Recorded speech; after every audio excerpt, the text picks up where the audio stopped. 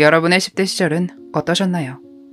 사춘기를 힘들게 보내신 분들도 아무것도 느끼지 못하고 넘어가신 분들도 있으실 겁니다. 좀 거친 질풍노도의 시기를 보내더라도 도를 넘는 행동을 하는 일은 극히 드물 것입니다. 2010년 5월 13일 오전 7시 오클라호마주 거스리의 911 대원은 한 통의 신고 전화를 받습니다. 15살 소녀인 케일리 프라이어로부터 걸려온 전화였죠. 그녀는 울면서 소리쳤습니다. 아빠가 숨을 거뒀다고 도와달라 말입니다. 신고를 받은 경찰은 구급대원과 함께 출동을 했습니다.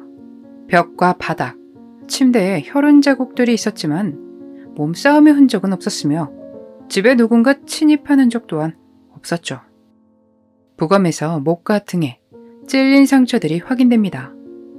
그의 이름은 루이스 프라이어로 아내의 나쁜 약 문제로 이혼해 혼자 아이들을 키워오던 훌륭한 아버지였습니다. 케일리는 경찰에게 전날 밤 잠자리에 들기 전 그때 본 아빠의 모습이 마지막이었다고 전했습니다. 그리고 다음날 평소라면 아침에 아빠가 자신을 깨우러 와야 하는데 오지 않아 아빠를 찾으러 갔다가 그를 발견하게 됐다고 합니다. 경찰은 기본적인 질문들을 합니다. 혹시 아빠를 싫어하는 사람이 있냐고. 케일리는 고개를 저으며 모든 사람들이 아빠를 좋아한다고 대답했죠. 케일리의 오빠인 키스와도 이야기를 나눠 그가 전날 친구들과 함께 있었다는 것을 확인했고 그의 알리바이가 증명됐습니다. 헤어진 전차 트리샤와도 인터뷰를 진행했는데 그녀에게 동기가 없다는 것을 확인합니다.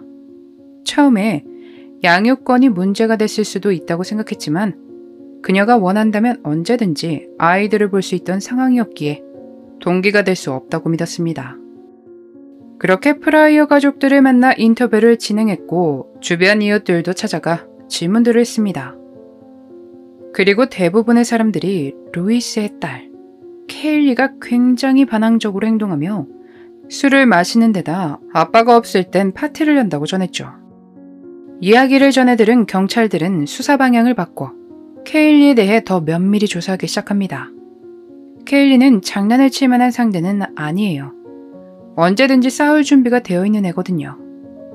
그녀의 친구가 경찰에게 전했죠. 이 이야기만 들어도 그녀가 누군가의 말을 쉽게 들을 만한 사람이 아닐 것 같다는 생각이 듭니다. 최근 루이스는 케일리의 행동에 많은 제약을 걸었습니다. 근데 그럴 수밖에 없는 게 그녀의 남자친구 제이 칠레스가 성인이었거든요. 제이 칠레스는 아무것도 없었습니다.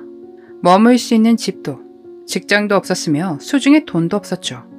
그랬기에 그는 여자친구를 만나기 위해 밤마다 몰래 케일리의 집을 찾아갔습니다.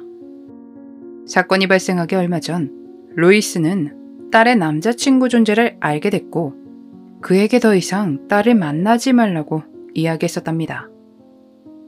경찰은 케일리의 남자친구에 대한 이야기를 듣고 그를 찾기 시작합니다.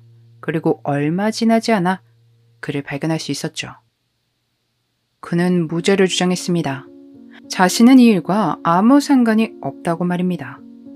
하지만 그것도 오래가지 않았습니다. 아저씨가 저를 발견했고 골프채를 집어들었어요. 그래서 저는 주방용품을 집어들었죠. 아마도 정당방위를 주장하려 한 듯 했지만 현장 조사 결과로 루이스가 침실의 침대에서 해를 당했다는 것이 이미 밝혀진 데다 골프채는 옷장에 잘 넣어져 있었다는 사실을 알고 있었습니다. 그래서 그에게도 네 말이 거짓말이라는 것을 안다며 조사된 것들을 전합니다. 그러자 케일리를 데리러 갔었어요. 근데 아저씨가 깨어났고 저는 너무 당황해서 그래서 아저씨를 라고 이야기를 바꾸지만 그건 역시 경찰들에게 먹히지 않았습니다. 경찰이 괜히 경찰입니까? 그의 말들에서 수상함을 감지하고 계속해서 압박을 주자 그는 결국 버티지 못하고 털어놓았습니다. 케일리가 시켰다고 말입니다. 우리 아빠는 나한테 하지 말라는 게 너무 많아. 정말 못됐어. 뭘 그렇게 지키라는 게 많은 거야. 제이, 너랑 같이 행복하게 살려면 자기가 결정을 해야 해. 딸 케일리는 자신의 남자친구 제이에게 루이스를 해해달라는 요청을 매번 했고 그때마다 자신은 거절했다고 합니다. 하지만 케일리는 포기하지 않았죠. 집에서 쫓겨난 제이에게 케일리는 우리는 우리 엄마 집에서 함께 살 거고 마침내 둘이 함께하니 행복할 거다. 우리가 살 곳을 갖게 됐으니 말이다. 그리고 넌 이제 아빠가 된다. 라며 다시 설득을 하는데 그는 결국 넘어가고 맙니다. 제안을 수락한 제이는 케일리로부터 집에 대한 설명을 들었습니다. 밤새도록 제이와 연락을 하던 케일리는 그와 만나기로 한 약속 장소에 나타나지 않았고 아무 일 없었다는 듯 가련한 소녀인 척 신고를 넣었던 것이었죠. 경찰은 나중에 집에서 그녀의 일기장을 발견하는데 그곳엔 아빠를 향한 원망이 정말 가득했다고 합니다. 뻔한 이야기지만 제이에게 아빠가 된다고 말했던 것은 모두 거짓이었고 그 사실을 전해받은 그는 충격을 받았답니다. 두 사람은 조사 시작 16시간 만에 1급 사람을 해한 죄로 기소가 됐습니다. 2010년 7월 제이는 가석방 신청 가능한 무기징역을 받기 위해 죄를 인정했고 케일리의 재판에서 증언을 하기로 약속합니다. 2011년 5월 케일리는 성인으로 재판을 받습니다. 1급 사람을 해한 혐의로 유죄가 내려지며 가석방 가능성이 있는 무기징역을 선고받았죠. 케일리가 감옥에 있는 동안 자신이 저지른 일이 뭔지, 자신을 가장 사랑하는 사람이 이제 없다는 것을 깨달았으면 좋겠습니다. 제가 아버지의 입장이었어도 절대로 말렸을 겁니다. 아빠가 다정한 성격이 아니라 세심하게 챙기지 못해 서로 충돌이 많았다고 하더라도 이렇게 극단적인 상황으로 치닫다니 안타깝습니다. 아니, 참 이 어린 나이에 어떻게 이렇게 영악할 수 있을까요?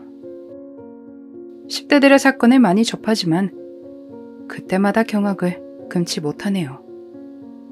그 나이대가 그렇습니다. 하지 말라면 더 하고 싶어지죠. 하지만 본인도 알고 있었을 겁니다. 자기가 옳지 못한 일을 하고 있다는 것을요. 고작 그런 반발심에 자신의 인생을 나락으로 떨어뜨리는 바보 같은 선택은 하지 않았으면 좋겠네요. 이런 사건에 늘 말씀드리지만 부디 아빠 루이스가 모든 상황을 모른 상태였기를 하고 바라봅니다. 그가 쉬고 있는 그곳에서 부디 편히 쉬고 있기를 빌며 오늘 영상 마치겠습니다. 그날의 미스터리 오키노TV였습니다.